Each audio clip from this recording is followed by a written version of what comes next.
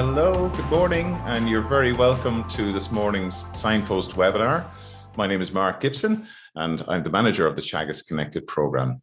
We come to yet another week of lockdown, but not too distant away. We'll be able to travel between our counties, so we're all looking forward to that. The Signpost webinar series is brought to you in association with the National Rural Network, Food Drink Ireland, and Dairy Sustainability Ireland. The Department of Agriculture and the Marine has recently published a draft strategy for the agri-food sector.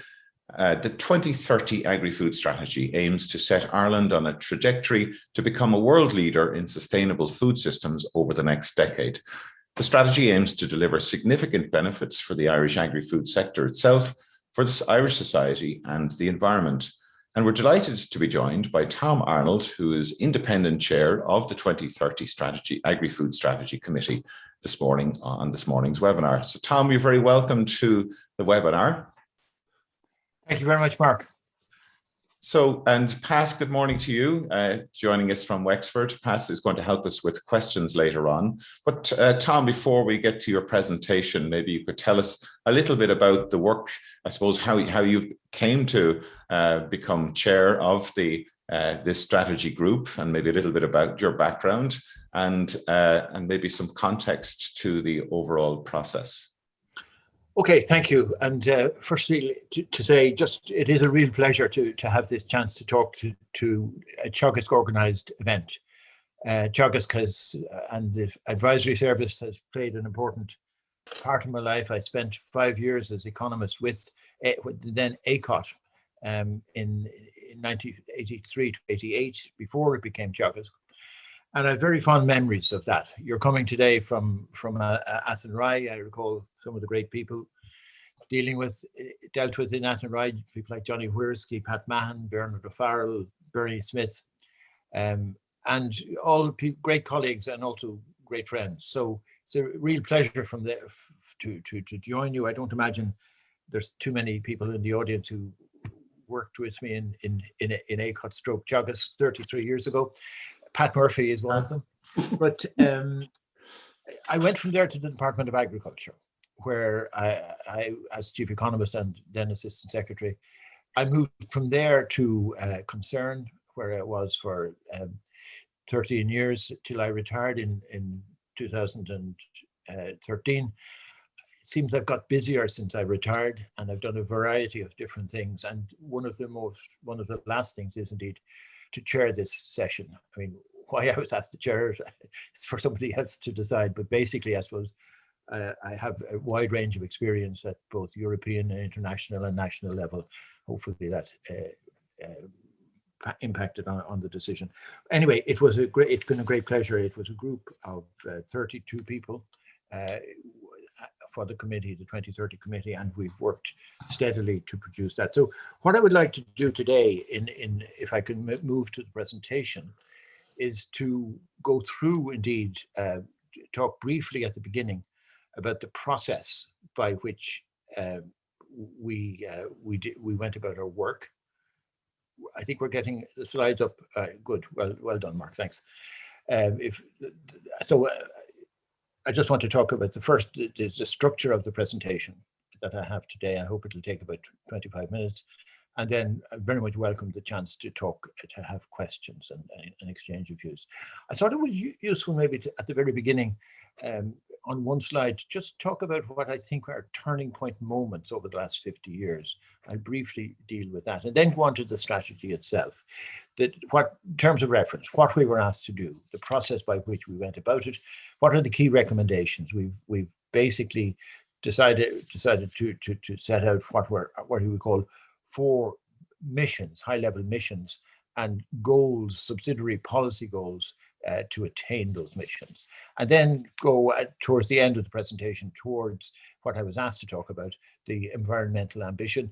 And I want to put it in a wider international context where Ireland's 2030 Agri-Food Strategy fits into this wider context, particularly into the context of the Food Systems Summit that's coming up later in the year. So next slide, please. If I go back to what over this long period of time where I've been following these things. I think these are the really important moments over the last 50 years where change happened, either through politics or policy. And basically that's reset the world that something like Teagasc was going to have to adapt to. Ireland's entry to the EEC, obviously of major importance. The EU milk quota in '84. The first day I came into my new job in ACOT in 1983, the director, Liam Downey, said to me, I want you to come up with what should our policy be towards a milk quota. We didn't have a milk quota at that stage, but it came shortly afterwards, and it remained, of course, then up until 2015. A big moment was definitely the reform, the CAP reform in 1982. It came into effect in 1983, but that meant basically from a price to income support. That was the big change. Up till then, you had a price support, which gave rise to beef mountains, butter mountains, etc., etc. It wasn't sustainable. It had to change. When it did happen, it meant that in the Department of Agriculture at the time, there had a major shift towards enabling farmers to be paid, their direct payments. And I can tell you the level of political pressure to deliver that was quite something at the time. And then we saw over the subsequent years a CAP as it became more complex, increasing focus on the agri environment, food safety, animal welfare, rural development, all that. And then another moment of really great significance, and particularly for Ireland, the abolition of the quota in 2015. But subsequent to that, we're beginning to gear up towards another reform of the CAP. And that was done following a Europe-wide public consultation, 2018-2019, and out of that, a very clear statement from the Commission that we were heading towards a greener CAP in the future, and that was further emphasized by the big decision in December 2019 that Europe was going for what European Green Deal, a clear commitment that Europe was going to be the first climate neutral continent by 2050. And for the agriculture sector particularly, there were two subsidiary strategies, the farm to fork strategy and the biodiversity strategy. And so my contention is that we have reached another turning point moment now in terms of public policy. And it is around sustainability. So it wasn't any surprise that we were given that as the center of our terms of reference, and that's what we've attempted to deliver. So we're being pushed in this direction, but not just by politics and policy. We're being pushed by the marketplace. And all around the 2030 committee, we had members of the processing sector and the people who are charged with selling Irish food, and they came with a very simple message. It is sustainability that we have to deliver. The journey, how we went about it, was that we were given that terms of reference, develop a vision, etc., to ensure the economic, environmental, and social sustainability of the sector. 32-person committee. We started our work in November. We really, in effect, started it in January of 2020. And then not too long afterwards, COVID came along. So we only had 3 actual face-to-face meetings. The rest was done by Zoom. And we got to the point where we were able to publish a draft strategy on the 17th of April. And it wasn't just a draft 2030 strategy, which I'll be talking about in a bit more detail. There is, if you like, companion documents, an environmental report, which is assessing the environmental implications of what we are recommending in the strategy, and also another document called an appropriate assessment, which is looking at some of the nature-based EU schemes and looking at the impact of those. So let's look to the strategy in its historical context. It is the fifth such strategy since 2020. You're probably familiar with some of the others, but more recently, the more recent ones, Food Harvest 2020, Foodwise 2025. Each of these strategies, I think, have been of their time. The Food Harvest 2020 really anticipated even though it came out around 2010, it anticipated that there would be an abolition of the milk quota.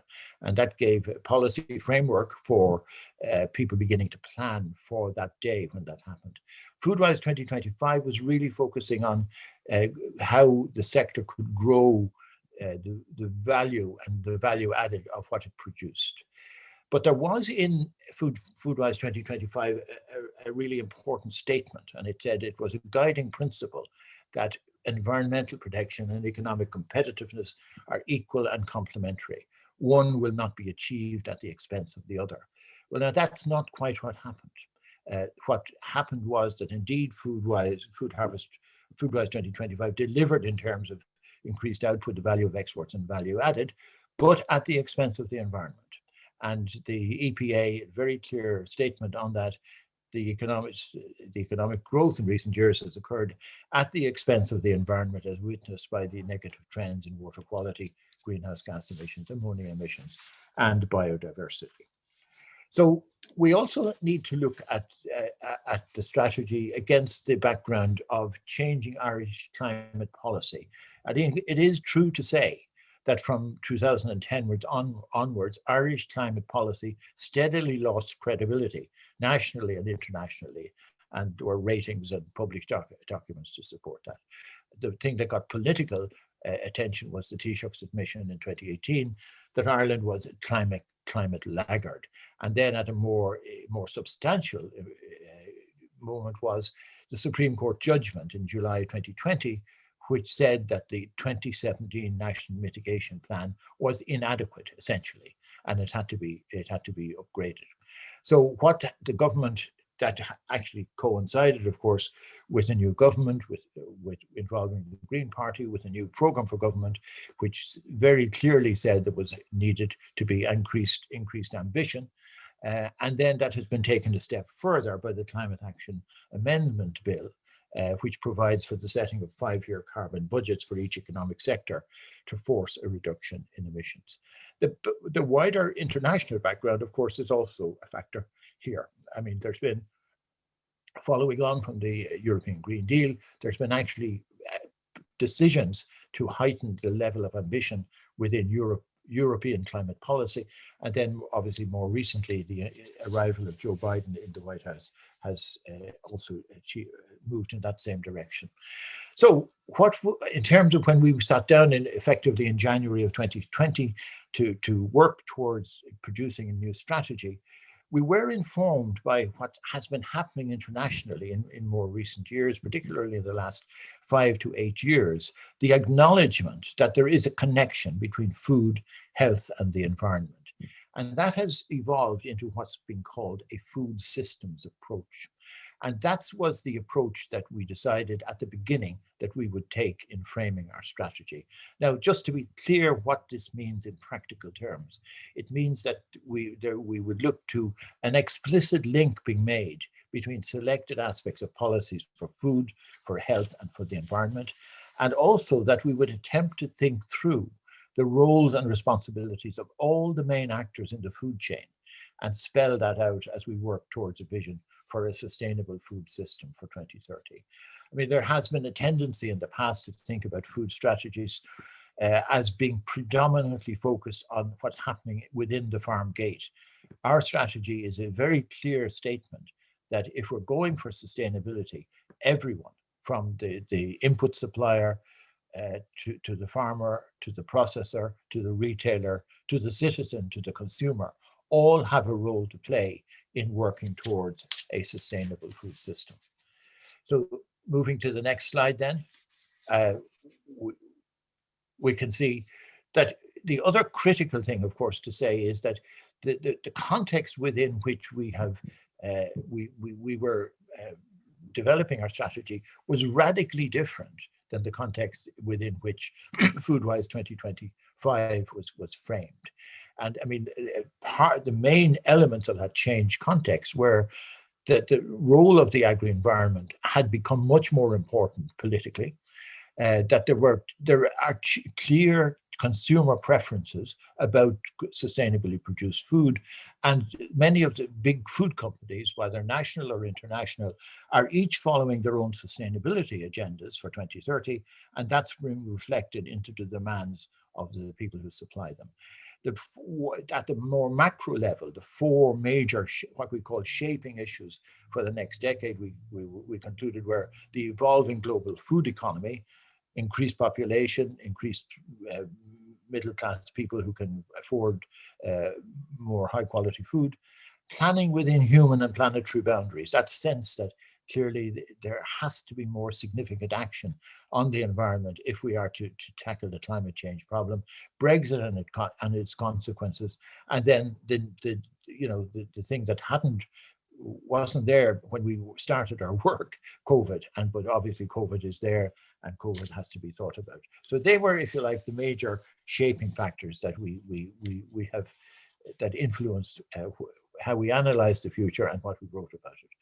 The actual strategy report itself, it's a long document, it's over 140 pages, and the other two supplementary documents are also long documents, so not everyone is going to have read it. Anyone who has read it probably have focused on the executive summary. So this is the structure of the report: a foreword by me at the beginning, an executive summary, which is about 15 pages, and then setting the scene, the introduction and context, and then the four missions. These are the four high-level policy directions that we believe are necessary in order to achieve this vision of a sustainable food system in the future. And first, not surprisingly, is a very substantial chapter on a climate-smart, environmentally sustainable sector. Second, viable and resilient primary producers with enhanced well-being. There was, I think, a very clear sense around the table from farming representatives that the other strategies, while they had achieved their aims in terms of increasing exports and value added, et cetera, that hadn't adequately reflected back to the welfare of farmers. And so that was the basis for a very clear decision, I think, that we needed to put that issue of viable and resilient primary producers with enhanced well-being, as being central to this strategy. Then the issue of food that is safe, nutritious, and appealing, trusted at home and abroad. I think there's a very good quality chapter there. And then finally, this idea, an innovative, competitive, and resilient sector driven by technology and talent. That's all about the whole world of agri-tech that Teagasc is doing a lot of good work in, the whole world of the bioeconomy, etc. So these were the four chapters, with each of them having particular actions, policy recommendations essentially attached to each of them. And that's what we have done. And then we've a final chapter, which is hugely important, I think, implementation arrangements. Because there has to be, we say that there's policy on its own, unless it's implemented, isn't going to be much good. And within that, for example, there is a recommendation that an environmental oversight committee should be there, basically to see if things are not moving in the right direction, that's spotted early enough and acted upon. So what are the key recommendations then? Firstly, we really did attempt to meet our terms of reference to policy to deliver economic, environmental, and social sustainability. And each of them, in their own right. I think in the past, you could argue that, environmental objectives were set down but not delivered upon. In the past, I think there wasn't the adequate emphasis on social sustainability. So we've tried to acknowledge that each of these in their own right are important, but also that they can't be judged or thought about in a compartmentalized way. There is an important interplay between them. And if you look through the whole report, working towards each dimension of sustainability draws on policies across the four missions. There is a really important issue here about how if you set out a target, how you begin to work towards that target. And here, again, I'm using for the next few slides quotations from the report, which I think are really relevant. And this is one of them. The issue of policy sequencing, timeframes for implementing policy, and the use of the just transition approach will be important. There are trade-offs between the different dimensions of sustainability. These need to be acknowledged, and a willingness shown to reach realistic compromises on the direction of change and the speed at which it can take place. And the strategy sets out the agenda from which such choices and decisions can be made. It's very important to say this. The strategy is, if you like, a policy framework. It's not the last word on anything really, but it's a framework within which we propose we should be working towards. There's going to be supplementary decisions of a more detailed nature, which are going to have to be taken along the way. The strategy's big idea, and this is, I think, it's in line with the world we're living in, but I think it almost to some extent it's making a virtue out of necessity. The strategy's central objective is that Ireland should become an international leader in sustainable food systems over the next decade. This is not something that you can turn a switch and it can be achieved overnight. This is a process, and it's a challenging process. But we do start by saying that we recognize there needs to be a profound shift towards more sustainable policies and actions nationally and internationally. If we can achieve that shift, then this is what you see on the screen here is where we hope to get to. The future source of competitive advantage for the Irish agri-food sector lies in being able to demonstrate that it can meet the highest standards of sustainability in all its forms, not just environmental, such that it can be considered among the world leaders in the field. And that's the basis on which we can hopefully gain market share and in some cases gain a premium price for what we sell. That is not an easy task, gaining a premium price in world food markets, but if we are to have any chance of doing it, it's on the basis of our sustainability credentials. If that does happen for us, what will it mean in terms of the shape of the sector? And we look to the next slide now.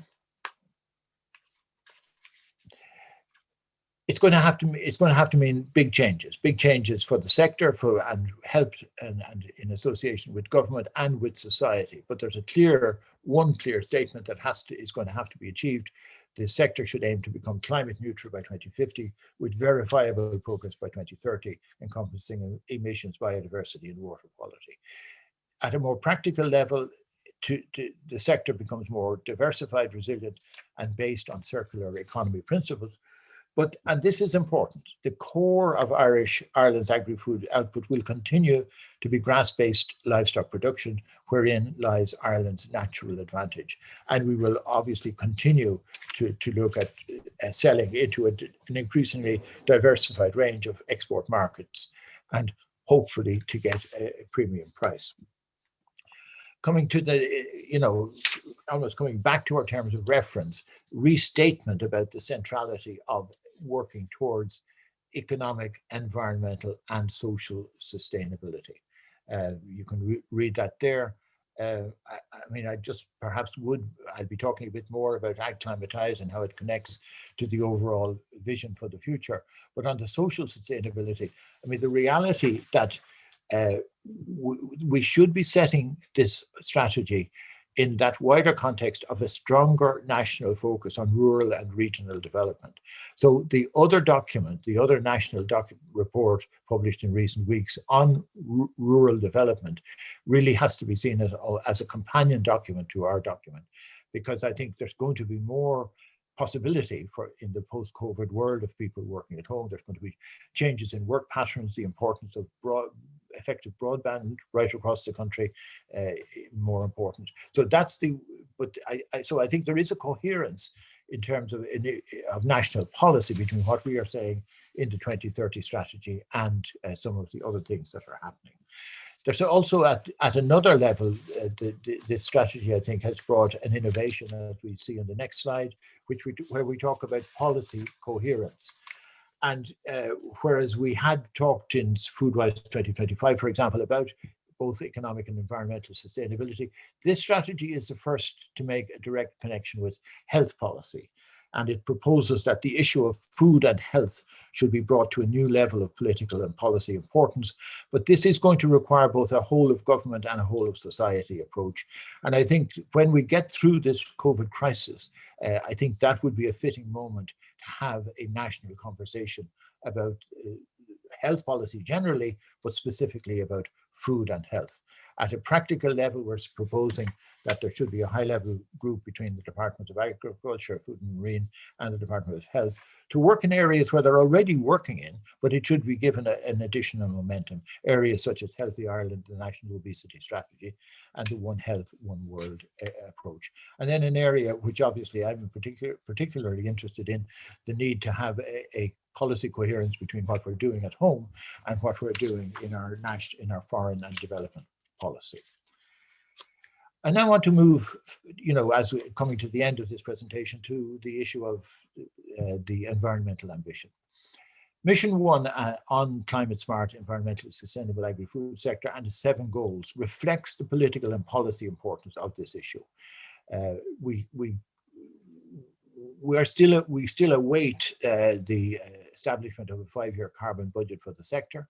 And in the absence of that, we couldn't in our strategy propose a detailed plan for the delivery of a carbon neutral sector by 2050. But what we have indicated are certain parameters, policy directions and milestones. And one important statement in that regard is from Ag-Climatize, where it says that it's clear that an increase in the national cattle herd above current levels would jeopardize the achievement of climate neutrality by 2050. So what we have done in our strategy is set a series of what are challenging targets for emissions, water quality and biodiversity for 2030. But our strategy does not resolve what the respective roles of beef and dairying should be in working towards those targets. And we are suggesting that a separate additional process will have to be undertaken, looking at the respective environmental footprints of beef and dairy sector in working towards those 2030 targets, and that process to be completed by Q2 of 2022. The immediate implementation of Ag-Climatize is obviously a high priority. And it is clear that Ag-Climatize will have to be updated to ensure consistency with new targets which are emerging either nationally or internationally.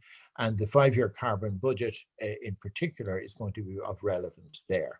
We are signaling that we are going to move towards, over the next decade, more carbon farming. I mean, if the world needs to deal with the climate crisis, and if the agri-food sector as one of the critical sectors which can contribute to solving that problem through increased sequestration, it's going to have a policy framework and incentives to enable it to do that.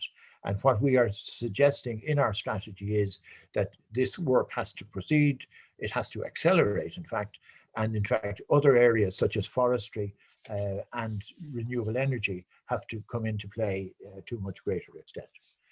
I'm almost at the end. I have 2 slides left to attempt to capture what this whole presentation has been about. And it's this, that we are proposing policies which have actually a high ambition of Ireland becoming a world leader in sustainable food systems.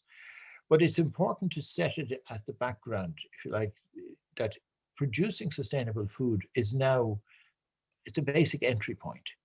The challenge for us as a country is whether we can build a sustainable food system that can actually become a source of strategic competitive advantage. And if that can be done, that's the basis for transferring prices back to better prices back to the farmer. It's important to note that Ireland is actually the only country that has developed its current national agri-food strategy using a food systems approach. So there's very considerable interest in what we've done.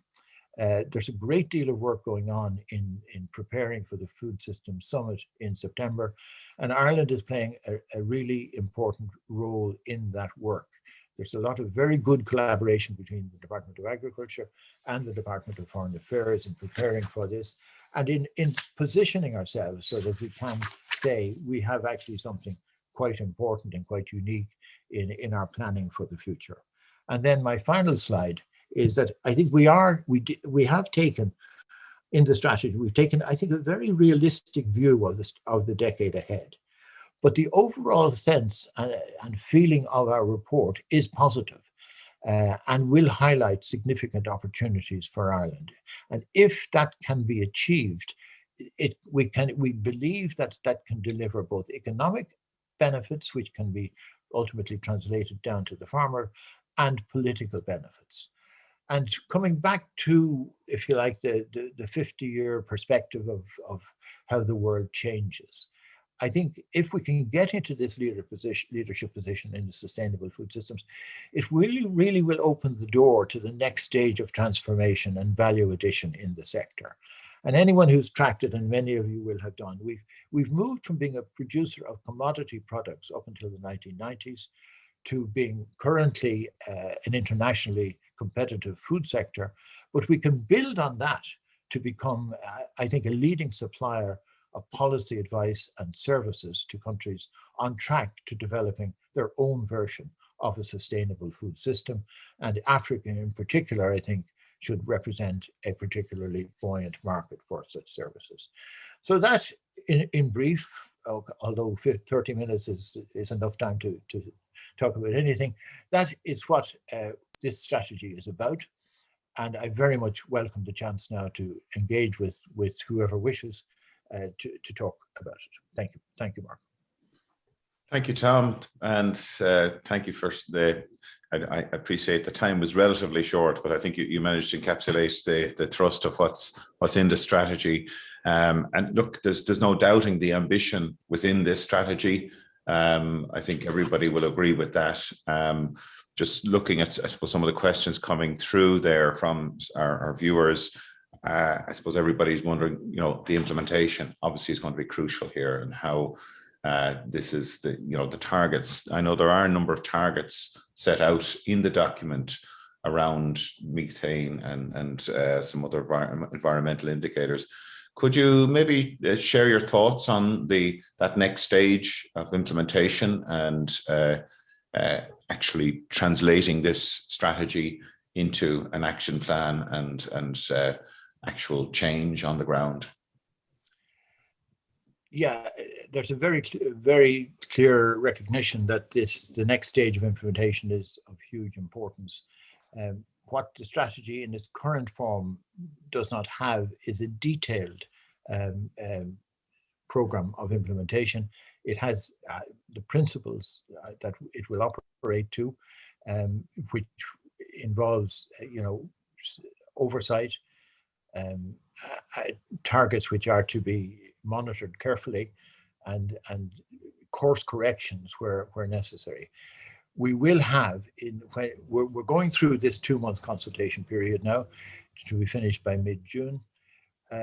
That will lead to some changes in the strategy, because obviously we should be taking on board comments that people will have made, particularly if they can work towards the improvement of what's in the draft document.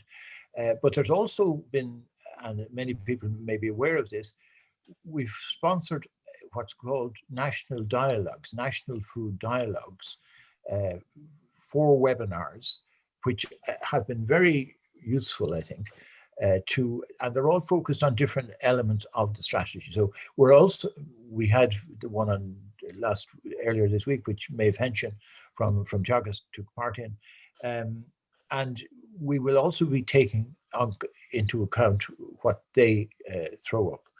So the implementation will, the final version of the document will provide a good deal more detail about the implementation arrangements which are in place, or to be put in place at the oversight level, but equally there are a real sense that the key parties of the involved in drawing up the strategy, the key stakeholders, will each have, if you like, beside them, what they are committing to implement.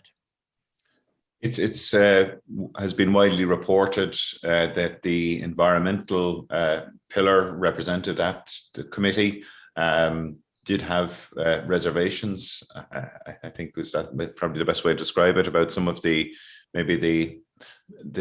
level of ambition within the strategy. Where is that at now, and I suppose, where would you like to see that going? Yeah. Well, the environmental pillar pulled out at our meeting on the 25th of February, saying that they didn't feel that their views were being sufficiently taken into account. I think the reality was that we were still at an early draft of the document. I thought that we were moving towards taking their views into account, but in any way, they also signaled when they did pull out that they wanted to keep talking, and they've subsequently had a meeting with the three ministers in the Department of Agriculture and with myself. So there are lines of engagement have been retained. In the first of the National Food Dialogues, their representative from the pillar who had sat on the committee, Karen Teagasc, was on one of the panels, which I think was a very welcome development.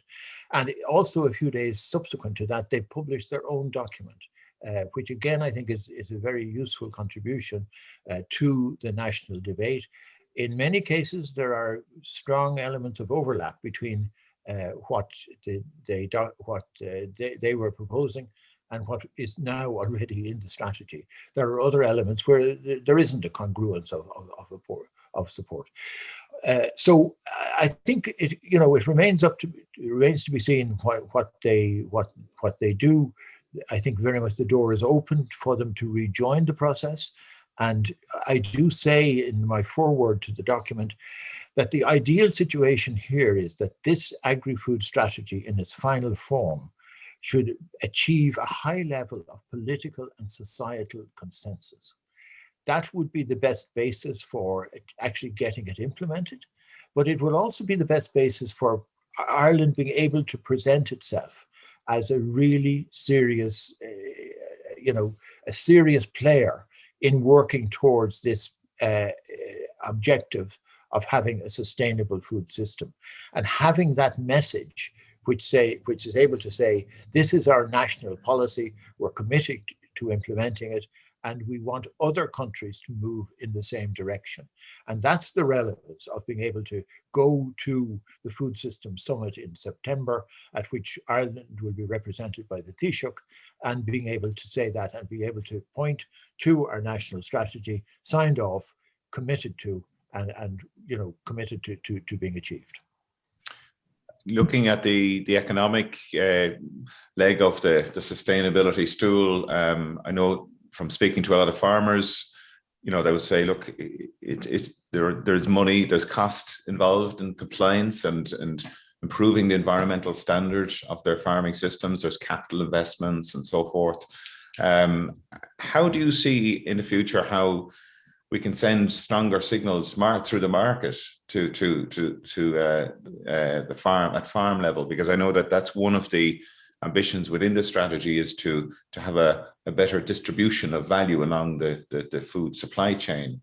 How can we overcome this, I suppose, the cheap food paradigm that we live in at the moment? Is that something that you see as sustainable in the future? It's very much a matter for debate, I think, and it's becoming an increasing topic for debate, not just in Ireland, but internationally. I mean, first to say that many of the farm representatives around the committee were very clear that they see that they have been asked to achieve higher environmental standards, and it's not being reflected in the price they're getting for what they produce. And there is considerable empirical evidence to support that view. So what we are saying in the strategy is that that needs to be taken account of. If society, European and Irish society, wants this agri-food sector to fully contribute to achieving climate goals, there has to be clarity and greater framework of policy and incentives to assist in that direction, so that farmers if they're being asked to do something, there's a reward for it. And there's a very clear sentiment expressed in the document that the role of the sector is going to have to move from being seen as purely a producer of food And of course, within that, there's a debate as to what price food should get. But to a producer of goods, of agri-environmental services for which they are paid. So there's a lot of balancing to be done here, and a lot of policy evolution to take place, I think, over the next period of time. But certainly the role of the farmer in contributing in a positive way towards achieving our national climate targets, I think has to be recognized. I mean, I started out with this exercise by hoping that we could get to the point where we would see the sector as being a positive contributor to the problem of climate change and to its solution. And I think that's very much the spirit in which this document has been written. Oh, I think that's very welcome, because I think often when we talk about climate change, we tend to think of the negative or the challenges rather than the opportunities. Pat, we have a lot of questions coming through there, so I better move swiftly to our audience questions. So I'll hand over to Okay, Pat. well, I think the first couple of questions you have mirrored a good number of the ones that we're seeing. But a question here, how can we address much fear that currently permeates the agricultural sector for the future and sustainability, in particular of small farm holdings? Sorry, Pat, could you repeat that? How can we address much fear that currently permeates the agricultural sector for their future and their sustainability, and in particular for smaller holdings? Well, I mean, there's no question this is a very real issue, because, I mean, many smaller farmers, you know, there's some possibilities to improve their welfare through increased efficiency and productivity. And I suppose that's been the business of Teagasc over decades at this stage. But there's equally the realization that some of the answer to this dilemma is through diversifying income sources. And that's where the emphasis on more regional and rural development and technology and broadband, etc., come into play. But there's an age dimension to this, obviously, as well, because for older farmers, it's not going to be as easy to avail of some of these new opportunities. So this is where in the issue of social sustainability in the sector, we are looking at acknowledging those factors, and, you know, looking at the needs of older farmers as well. There's this important issues about, you know, mental health and loneliness being dealt with also. So, I mean, it's around that mix of things, I think, Pat. There's no sort of easy answers to this question, but it is in trying to get a more vibrant and diversified rural economy at the heart of, you know, of policy, and supporting that, and hoping that that's going to generate more opportunities for people on smaller holdings to actually have a decent farm household income. Question there, when will the strategy be reviewed to see if it's making matters better or worse? And I suppose the question really is, to what degree are we going to check what's going on an ongoing basis, as opposed to it being a plan that hits the shelf?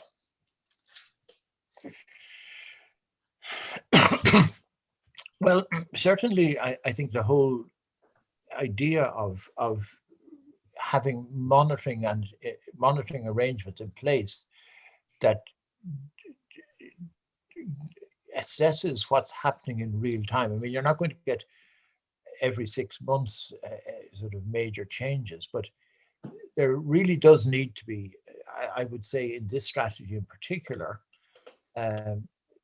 we should be thinking about a midterm review. Sort of, it's a strategy for the decade, but by about 2023, 24, I think we would need to see, you know, positive developments in a whole number of areas.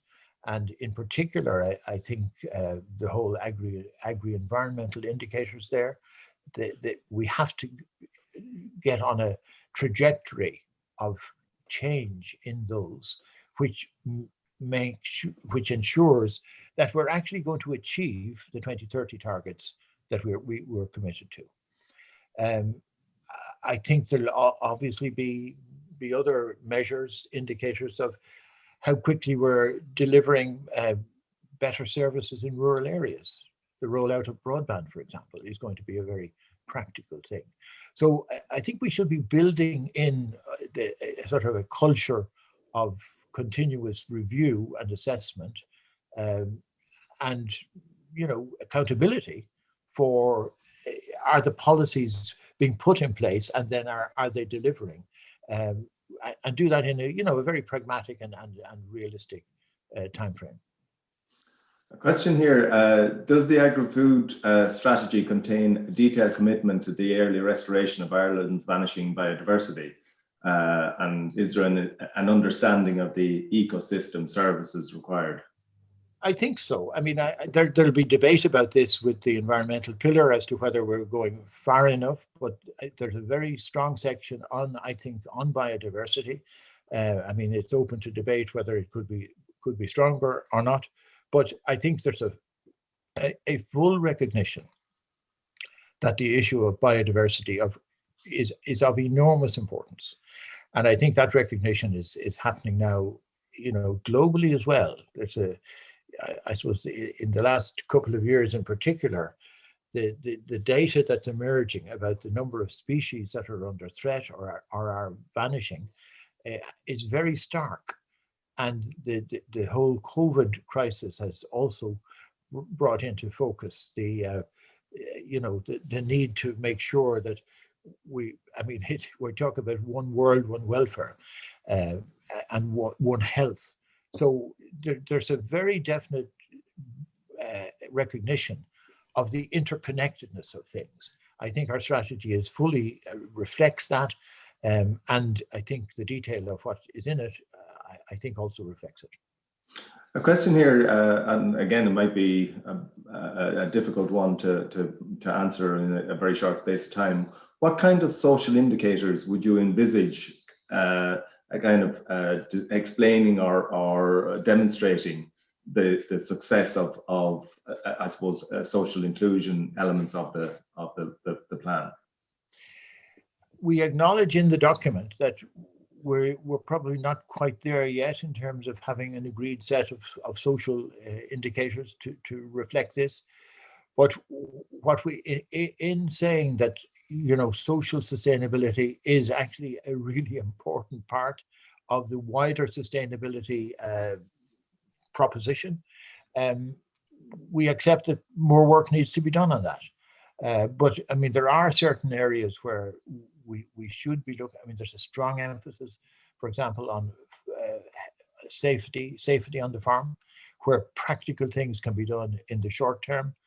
There's a strong recognition that the COVID crisis has brought to light, some very positive things in our society and in our rural society about people looking after each other, and we should be building on some of that as well. And if you like, turning it into more agreed measures of how we look to ensuring that social sustainability throughout the country is measured.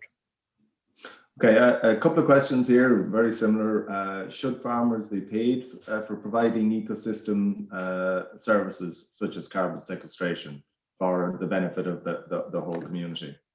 We're sending very clear signals in this document that yes is the answer to that question.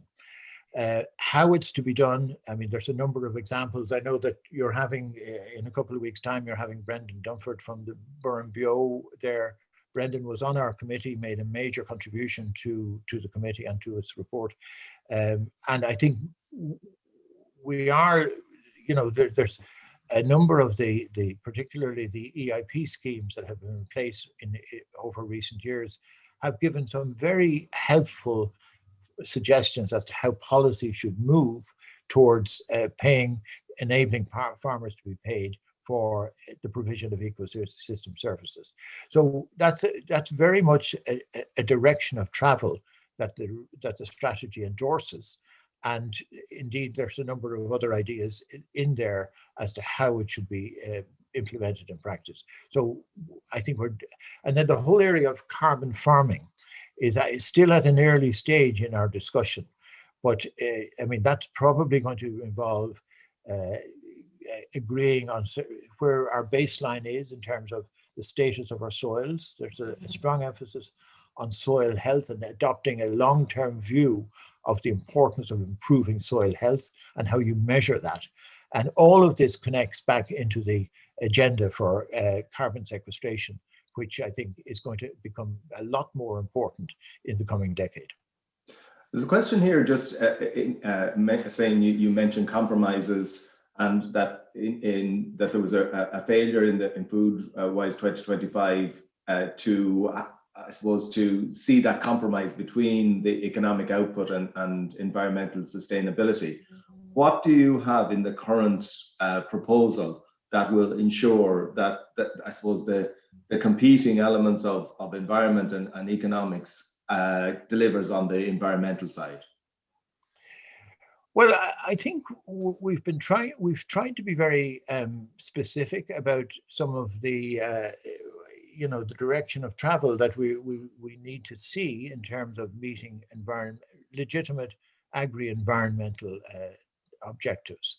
I mean, if you set big targets for a climate neutral society and a climate neutral sector by particular dates, it behoves you then to begin to set intermediate targets. And that's why I think, over the next 3 years in particular, making serious progress on what's spelled out in Ag Climatize is of real importance. But I think there's a wider question here. I think we're going to have to work towards a greater level of understanding, mutual understanding between these two, if you like, sets. Let's call it, to oversimplify it, let's call it between the farmers and the environmentalists. And we need to get to the point where there's a greater level of trust and mutual respect. And that could be the basis then to look forward.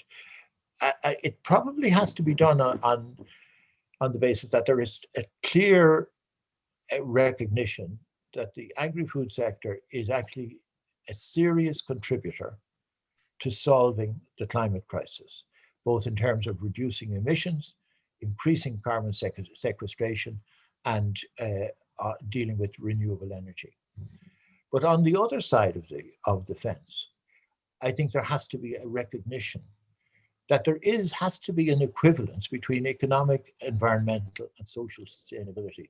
We were not asked to produce a strategy which only met the demands of the environment. There is a legitimate economic role, obviously, for the sector as well.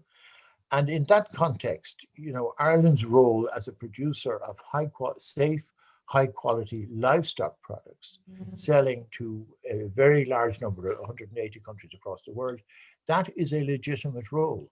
And even though we acknowledge that there needs to be reductions in meat consumption in certain parts of the developed world, the reality is that the world needs high-quality protein, animal source protein. And Ireland is in a very good position to produce this in a more sustainable way than many other countries. And so, I mean, getting that understanding that we can reach a degree of mutual respect and tolerance for each other's opinions, that I think should be the way we're looking towards the future. And if that is the case, then I think we could sign off on a really progressive final version of this strategy and go forward together. Okay, there's a couple of questions there in terms of alignment of our strategy with the EU Farm to Fork, and one that maybe is even suggesting that we should be pushing to go beyond some of the issues in Farm to Fork. Well, the thing is that Farm to Fork is evolving it's a policy framework, the details of which are going to emerge over the next period of time at European level. I think the value of having a strategy such as we have now is that we're giving very clear signals of our commitment to high-level ambition in this field. So when we, as a country, debate to the more detailed shape of farm to fork and of biodiversity and of other aspects of evolving European policy, we have this as a starting point for our discussion. As equally, we have this as a starting point for our discussion in the wider international debate that's emerging. There is no question that the world is bit by bit moving to an acknowledgement that sustainable food systems has to be at the heart of national and international policy. And I think the fact that we have developed our strategy on precisely that basis puts us in a very strong position to contribute to that debate at both EU and international level. Tom, I've spoken to colleagues in the Netherlands where they have implemented an index for monitoring the environmental performance of the country alongside GDP and other economic indicators. Would you be in favour of something like that in Ireland, where we can, have some sort of a dashboard or a barometer of our performance? I know it's there in maybe more detail, but to actually to bring that to a level where maybe the citizens and that we can actually, I suppose, boast about our performance. Very definitely. I mean, we say very clearly early in our document that if we are looking at this concept of sustainable food systems, we don't actually have a measurement of it internationally that's agreed internationally. And we say in the document that we should be advocating for that.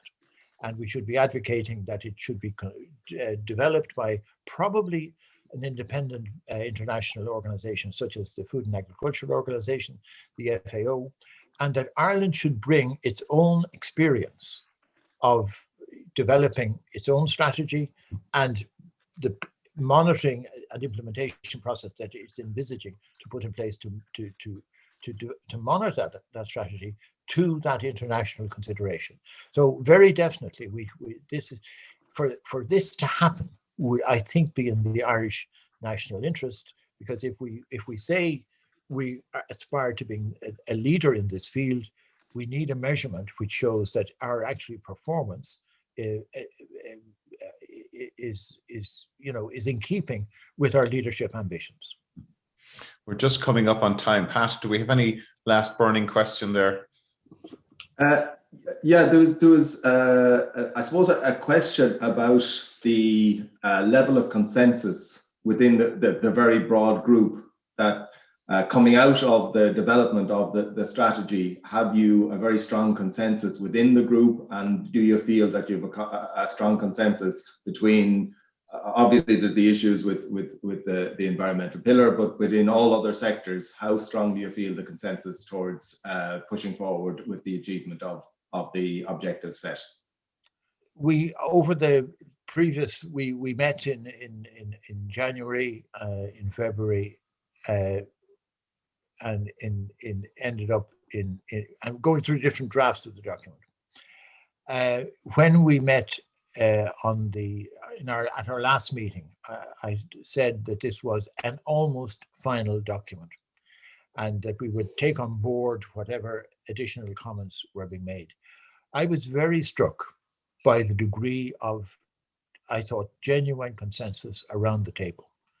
There were, at that stage, not 32 people there, but there were 31 people.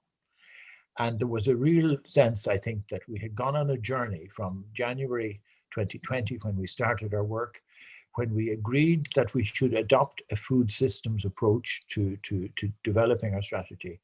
There was a real sense that that was the right decision to have made, and that we had delivered on that.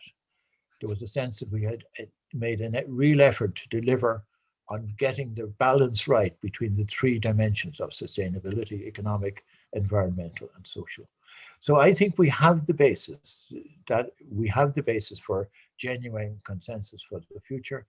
I hope that we can, that the environmental pillar can come back and see that there is a great deal of what is in the draft strategy is in fact close to what they have themselves advocated. There's some other areas which probably can be further accommodated. But I think we are on the verge of having what would be a document, first and foremost, important for our own national economic and social interest. But equally, if we can achieve that, that is the basis for really positioning ourselves at an European and international level as being a real visionary for sustainable food systems into the future. Thank you. Thanks, Pat. Mark, you're on mute. Sorry about that. I was saying that's a really perfect way to finish the session, I think, Tom. And I think you've really captured the essence of what the strategy is about.